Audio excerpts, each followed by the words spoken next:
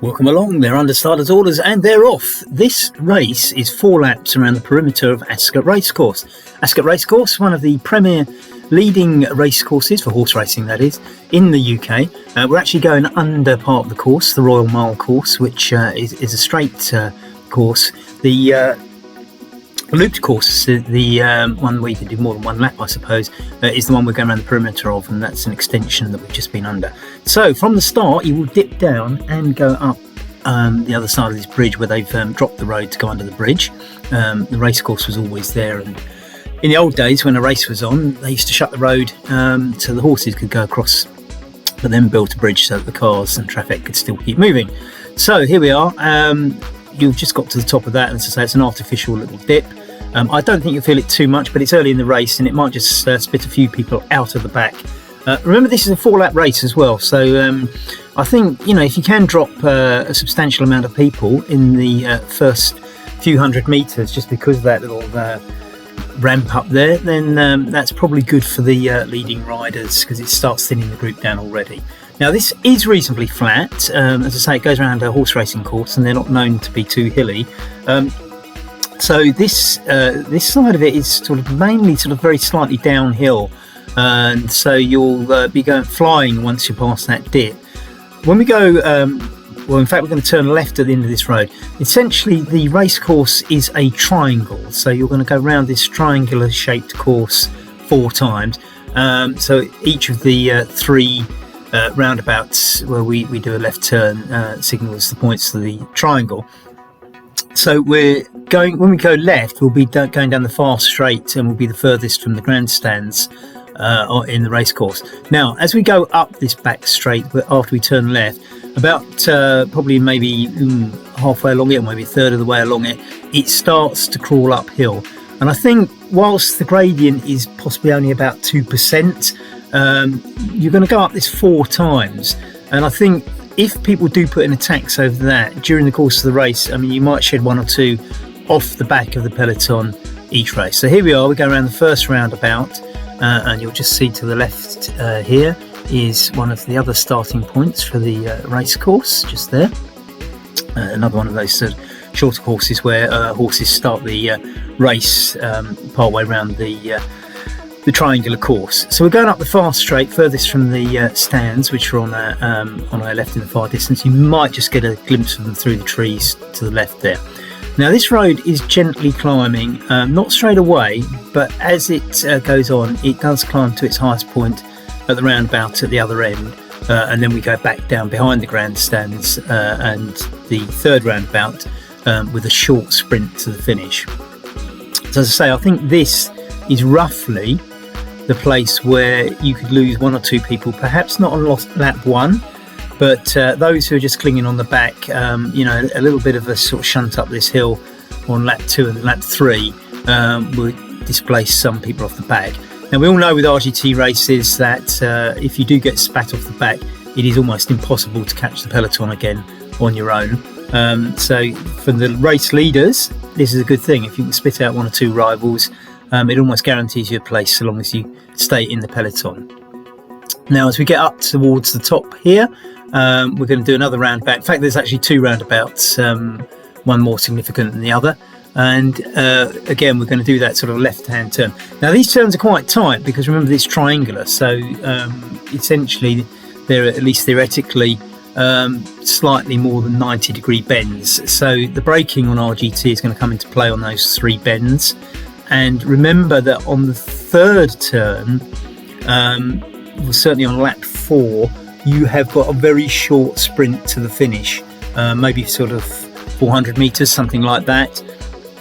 So getting your place in the corner and getting around that corner and coming out of it with some sort of pace is going to be quite essential. So those of you who are good at positioning the peloton and understand how to get yourself in the right position on the corner might do well in this race, because as I say, the 3rd roundabout each lap is only probably 400 metres before the finish, and it's going to be every rider for themselves, I think, in that flurry on lap 4. As you can see, it's gently rising here. I don't think it gets much above 2%, so it's not significant. It's not going to hurt anybody, but if you can put in an attack up this, you're probably not going to shed your main peloton rivals, but what you'll do is, I think, thin down the peloton on each lap, particularly the second and third laps. I think that's where you're going to start seeing a few people fall off the back. By lap 4, I think however much pain you're in, if you can cling onto the peloton for this little section, you'll stay with it all the way home. Now we're coming up to these roundabouts. As I say, the first roundabout is an insignificant one, just for the little housing estate on the right here. The main roundabout is the second one. So you won't notice this, of course, on RGT, because this is all smoothed and made to look straight. But as you can see, just ahead now is a roundabout. We're going to have to pause, I'm afraid. Just caught the traffic badly there. So again, as you can see, this one isn't going to be the tightest of bends, because you can see that the roundabout's quite large and there's sort of quite a smooth sort of apex around this roundabout. You can see it's almost straight as we actually get onto the roundabout with a second turn rather than a tight turn.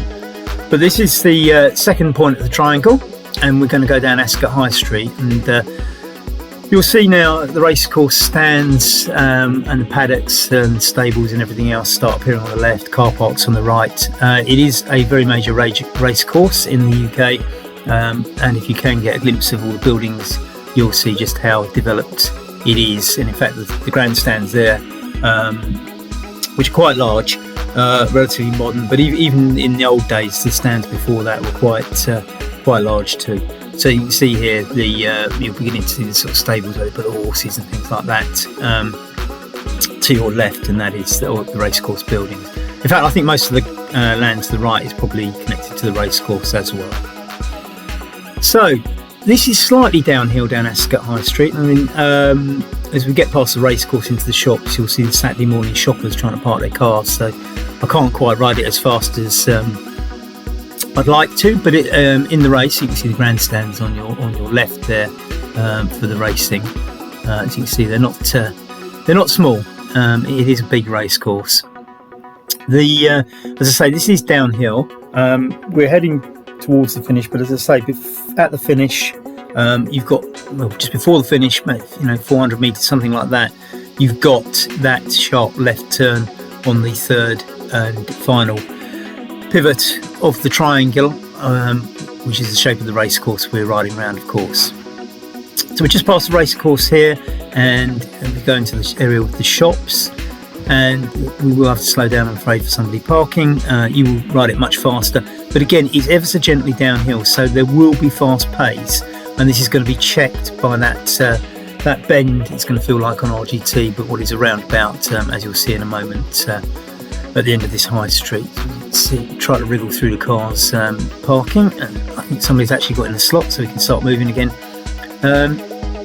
So we're nearly at the end of the shops, and then you'll see the cheaper end of the spectator sections of the race course on your left before we turn sharply on that mini roundabout. As you can see, gently going downhill, so you will have very, very good speed here, but remember, positioning is going to be the key because of that braking effect that RGT is going to give you on the roundabout, which is just coming up. So you can see here on the left, car parking, and at the big race meetings they put up extra little pavilions and that for the sort of less well off to watch the racing, because it gets very, very crowded, and a lot of them end up very, very drunk, of course, Royal Ascot being the main event. So here we are, that's the sharp left, and now this is effectively the sprint finish. I mean, where you want to go, if you want to sort of try it from here, you can. As I say, I would guess this is 400 metres. It might actually be even slightly less, but it's not far, and the amount of momentum you've got coming out of that roundabout is going to play a big part in whether you can stay with the peloton here. Now you're beginning to see that bridge that we just on the horizon there in the road. The finish is before the bridge. The finish is on where the right hand turn is. So there's a left hand turn there, and straight after it the right hand turn. Now that is the finish. Good luck.